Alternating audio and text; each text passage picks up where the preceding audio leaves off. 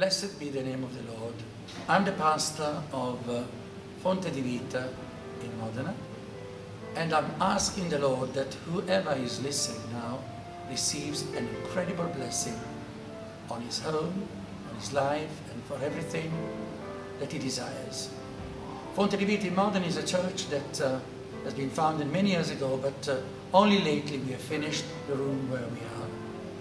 And the community is engaged in evangelizing the town, going towards the lost, and see that many lost come to the Lord.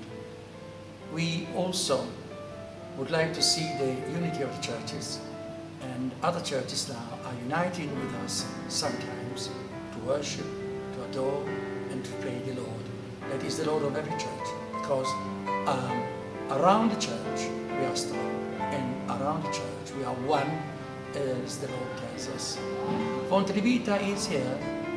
Anyone who wants to come, according to the vision that the Lord has given us, has to feel at home. Because wherever there is Jesus, that is our home.